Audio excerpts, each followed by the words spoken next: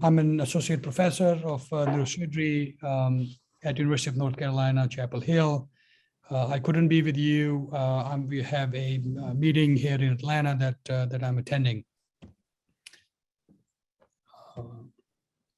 So focused ultrasound, as you know, has been tested and approved for neurological applications. And so in the next few slides, I just wanted to present to you the technology and what clinical indications have been, it has been applied to. And so focused ultrasound, the equipment is composed of a hemispherical transducer that has about 1,024 ultrasound elements. And these elements, each of these emits ultrasound beams. These beams by themselves are not intense enough to cause any tissue changes or change the biology. But when 1,024 of these meet at a single focal spot in the brain, that creates enough energy to either ablate or do other changes in the biological systems. The technology is paired with MRI, so it's intraoperative MRI guidance for either thermal imaging or other types of imaging to measure cavitations and also to obtain live anatomical images to understand where we are doing the treatment in the brain. Depending on the ultrasound intensity, there are 4 mechanisms by which ultrasounds affect nervous tissue. And so at high intensity, relatively high intensity, the ultrasounds can cause ablation in the brain. At lower intensities, they can open blood-brain barrier when you couple them with microbubbles or nano droplets. And also at low intensity, ultrasound exposure can result in neuromodulation in the targeted area.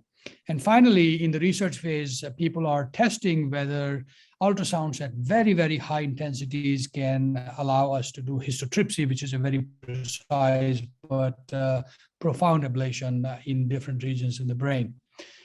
So far, thermal ablation has been tested and approved for essential tremor, Parkinson's disease, Parkinsonian tremor, and currently is being tested for epilepsy, neuropathic pain, and psychiatric disorders as well.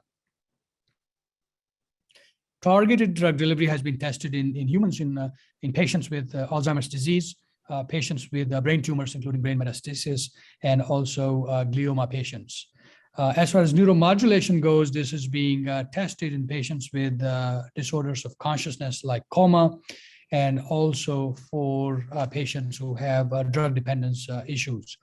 As I mentioned, histotripsy is purely in research phase currently, but the companies involved with this application have epilepsy at the forefront of their minds.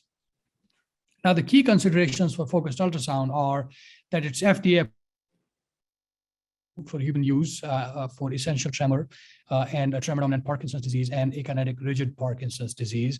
It's an incision-less treatment, does not require anesthesia, can be done outpatient, and the results of this are immediate. A lot of my colleagues ask me what's the difference between this and, say, gamma knife radiosurgery, where the effects are delayed by about 4 to 6 weeks.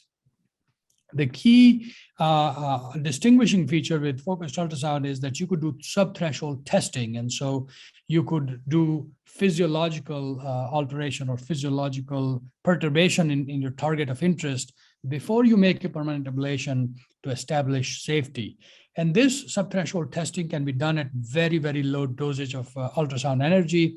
And so to give you a sense, if energy is less than 1 cumulative equivalent minutes, you could bring about this physiological change. In comparison, in order to achieve ablation, you need dosage of 200 or 240 cumulative equivalent minutes. So an order of magnitude lower than what's needed to ablate in the brain. The ablation or different BBB opening is conformal, trajectory independent, and for ablation, the target engagement is clear. You have tissue necrosis at the site for ablation, which can be picked up on different MRI imaging sequences, including T2 weighted image or diffusion MRI as well. Now, overall, the main advantage that we have seen is that patients are excited. This is incisionless. The effects are immediate. There is no need for a long-term implanted hardware, no need for repeat surgery for battery replacement, and overall, it's a cost-effective procedure. The challenges that we have seen is that in indications that we have tested, it is efficacy is slightly less than deep brain stimulation. The durability of outcomes beyond 5 years is unknown because it's a new operation, and there's a possibility that some patients may need reoperations in future.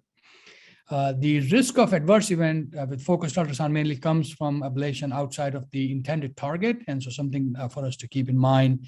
And currently, all the intended applications have tested one hemisphere of the brain, although for essential tremor, currently there is a trial underway to test it for bilateral application as well. And finally, the capital investment from the health institution involves purchasing the equipment and its maintenance. We tested focused ultrasound ablation for patients with partial onset epilepsy within the context of the anterior thalamic nucleus that all of us are very well aware of, shown in a dark brown in this picture in relation to the mammillothalamic tract and the dorsomedian nucleus of the thalamus. So in this phase 1 clinical trial of the NT thalamotomy, we recruited patients who had disabling medication refractory epilepsy and had to have more than 4 or more seizures a month, and patient should be stable on their current medication. The study was funded or is being funded by Focused Ultrasound Foundation. We have currently enrolled and treated 2 patients in this study, and the follow-up is 2 years in the first patient and 1 year in the second patient. We did not report any serious adverse event, and 1 patient had a decline in verbal memory. This is the seizure frequency chart of both patients. So the first patient in blue had a lot of seizures, including roughly 4 to 6 complex partial seizures a month, and became seizure-free after this kind of ablation, and has been seizure-free even up to 2 years after the ablation. The second patient, again, had 50 to 60, and now they have 4 to 6 of these seizures a month, so a pretty dramatic change in seizure frequencies. So a typical patient, 39-year-old patient, right-handed, had a 27-year history of epilepsy. We have some technical issues here. Can we get our speaker without? Can we get the speaker without the video, perhaps?